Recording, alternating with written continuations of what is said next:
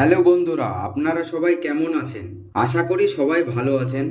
আজ আপনাদের কাছে টলিউডের অভিনেত্রীর জীবন সংগ্রাম ঘটনা নিয়ে চলে এসেছি। ভিডিওটি স্কিপ না করে সম্পূর্ণ দেখতে থাকুন। আর যদি এই ধরনের ভিডিও পেতে চান তাহলে অবশ্যই চ্যানেলটিতে সাবস্ক্রাইব করে আমাদের চ্যানেলের পাশে থাকবেন। বাংলার ইন্ডাস্ট্রির জনপ্রিয় নায়িকাদের মধ্যে অন্যতম হলেন মিমি চক্রবর্তী। বাংলা জগতে প্রায় সবাই তাকে চেনে। যদিও বাংলার ইন্ডাস্ট্রির প্রথম ছোট পর্দায় পা রেখেছিল, তার জনপ্রিয় সিরিয়াল গানের ওপার থেকে শুরু ক্যারিয়ার জীবনের পথ চলা। কলকাতা মিডিয়া শিল্পে প্রতিভাধর এবং সুন্দর অভিনেত্রীর মধ্যে একজন। বোঝে না সে বোঝে না সিনেমা তার অভিনয় ভক্তদের মুগ্ধ করেছে। খুব অল্প সময়ের মধ্যে সমালোচক ও ক্রেতাদের কাছ থেকে তার অসাধারণ অভিনয়ের জন্য তিনি প্রচুর প্রশংসা অর্জন করেছেন। কিন্তু তার জীবনের গল্প হয়তো অনেকের অজানা। তাই আজ আপনাদের কাছে মিমি চক্রবর্তীর জীবনী সম্পর্কে জানাবো।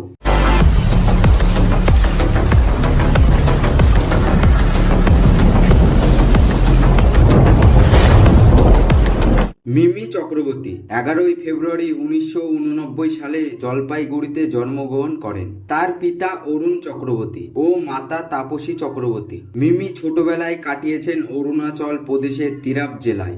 এরপর তিনি আবার জলপাইগুড়িতে ফিরে আসেন। তিনি বিনাগুড়ি সেন্ট জেমস স্কুলে অধ্যায় করেন। এরপর তিনি কলকাতা বিশ্ববিদ্যালয় অন্তর্গত আশুতোষ কলেজে ইংরেজিতে গ্র্যাজুয়েট হন। মিমি চক্রবর্তী এই নামটার সঙ্গে আজ প্রায় সকলের পরিচিত। তবে আজ থেকে বেশ কয়েক বছর পিছিয়ে গেলে জলপাইগুড়ি জেলায় এই গ্রামের মেয়েটিকে কেউ চিনত কি না, এমনকি সে যে এত বড় জায়গায় পৌঁছবে কেউ ভাবতেই পারেনি। টলিউডে সুপারস্টার নায়িকা হয়ে উঠতে পারবে এমনটা বিশ্বাস করতেন না তার আশেপাশের মানুষেরা। তাই মিমির অভিনয়ে আসার স্ট্রাগলটা সিনেমার থেকে কিছু কম নয়। মিমির কথায় ছোট থেকে তিনি ভীষণ ডানপিঠে ছিলেন। তিনি কবাডি খেলতেন, ব্যাডমিন্টন খেলতেন, এমনকি ব্যাডমিন্টনে পুরস্কারও পেতেন। রোদে পুড়ে জলে ভিজে গায়ের রং কালো হয়ে গিয়েছিল। তাকে নিয়ে খুব দুশ্চিন্তায় থাকতেন তার বাবা মা। মেয়ের খেলাকেও মন থেকে সাপোর্ট করতেন না। আশেপাশে সবাই বলতেন মেয়ে এইভাবে থাকলে নাকি বিয়ে হবে না, বাবা মা পরে বিপদে পড়বে।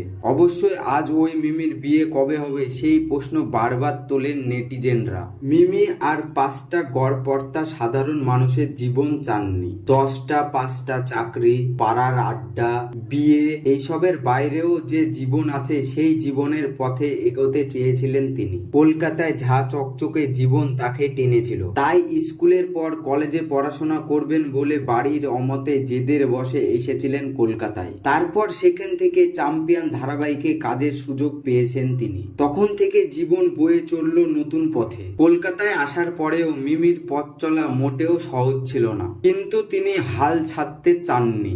এমনও দিন গিয়েছে গরম থেকে বাঁচার জন্য তোষকে জল ঢেলে শুয়েছেন, তোয়ালে ভিজিয়ে রেখেছেন। গ্রামের মেয়ে কোনোদিনও অভিনয় হবে না সেদিন মিমিকে বলেছিলেন যারা, আজ তাদের খুঁজে পাওয়া যায় না।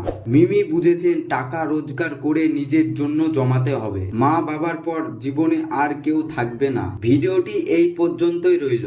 ভিডিওটি ভালো লাগলে অবশ্যই একটি লাইক করবেন।